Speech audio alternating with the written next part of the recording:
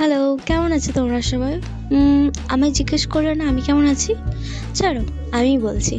আজ আমি ভীষণ ভালো আছি আর আজকে এক্সাইটেড কারণ আমি আজকে ফার্স্ট টাইম ডেটে যাচ্ছি। হ্যাঁ, আজ আমি ডেটে যাচ্ছি প্রথমবার। তার থেকেও এক্সাইটমেন্টের কথা বলবো, আমি একজন না, দুটো পার্টনারের সাথে ডেটে যাচ্ছি।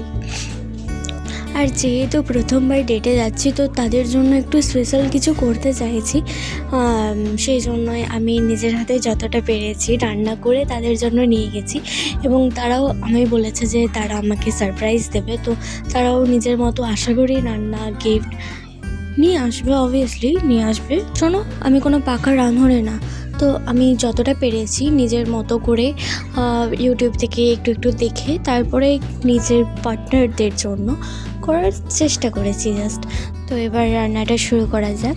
তার জন্য আদা, পেঁয়াজ, রসুন, চিকেনটা ভালো করে কেটে পরিষ্কার করে রেখে দিয়েছিলাম। তারপরে আলুটা সিদ্ধ করে রেখেছিলাম, আলুর ফ্রেঞ্চ ফ্রাই তৈরি করবো বলে। দেন তারপরে অনিয়ন ক্রিস্পি রিং করার জন্য ময়দা, কর্নফ্লাওয়ার আর কাশ্মীরি লঙ্কা, গোলমরিচ, নুন, তারপর ভালো করে মিক্স তারপরে একটু নিয়ে পরে মানে ওই ময়দা আর কর্নফ্লাওয়ার পাউডারটার থেকে একটু সামান্য নিয়ে জল দিয়ে ব্যাটার তৈরি করে পেঁয়াজগুলোকে মাখিয়ে পরে ওই তোমার কি বলে ওটাকে, ব্রেড ক্রাম্ব, হ্যাঁ, ওগুলো দিয়ে কোট করে এদিকে চিকেনটাকে 3 রকমভাবে তৈরি করবো ভেবেছিলাম। তো তার জন্য ভাগ করে নিচ্ছিলাম।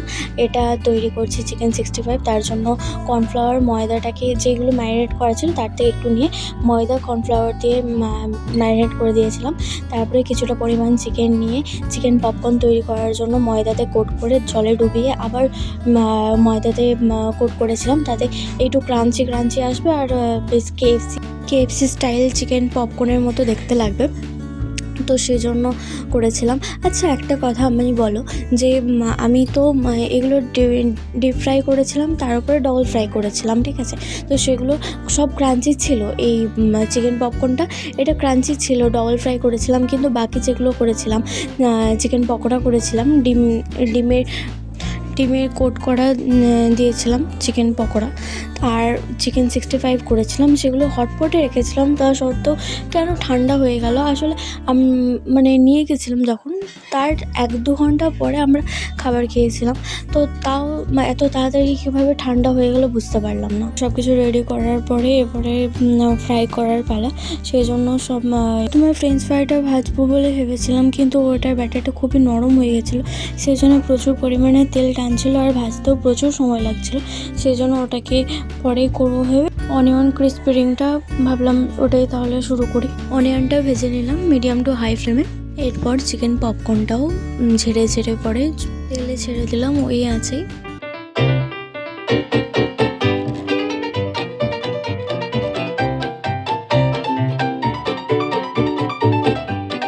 আবার পরের স্টেপে যেগুলো ছিল বাকি সেগুলো ভেজে দিলাম। তারপরে এটা যখন হালকা গোল্ডেন ফ্রাই হয়ে গেছিলো তখন আগের যেগুলো ভেজে রেখেছিলাম সেগুলো আবার দিয়ে দিলাম। তারপরে ওগুলো একসাথে একটু ভালো করে ফ্রাই করে তারপর তুলে রেখেছিলাম।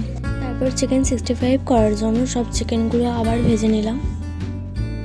তারপর চিকেন 65-এর যে গ্রেভিটা, যেটা সস দিয়ে সব ম্যারিনেট করতে হয়, তো সেটার জন্য রসুন, পেঁয়াজ, কাঁচা লঙ্কা, আদা সেগুলো একবার ফ্রাই করে নিলাম। তার সঙ্গে সামান্য কাজু আর কিশমিশ ভেঙে পরে দিয়ে দিয়েছিলাম যাতে টেস্টটা আরও সুন্দর লাগে। তার সঙ্গে chilli sauce, tomato sauce, vinegar ভালো করে মিক্স করে সয়া সসটাও দিয়ে দিয়েছিলাম। তারপরে তার উপরে চিকেনগুলো দিয়ে ভালো করে একটু নাড়াচাড়া করে নামিয়ে দিয়েছিলাম। সেটাকে গার্নিশিং করার জন্য ওপর থেকে তিল আর সামান্য ধনেপাতা ছড়িয়ে দিয়েছিলাম। পর যে পকোড়াটা তৈরি করব তার জন্য ডিমটাকে তার সঙ্গে যে ময়দার কোটিংটা ছিল সেটাকে দুটোকে মিক্স করে যে চিকেনটা ছিল চিকেনটাকে কোট করে এরপরে ডবল ফ্রাই করে নিয়েছিলাম। এখানে শেষ হলো আমার ফার্স্ট পার্টনারদের সাথে দেখা করার। নেক্সট পার্টের জন্য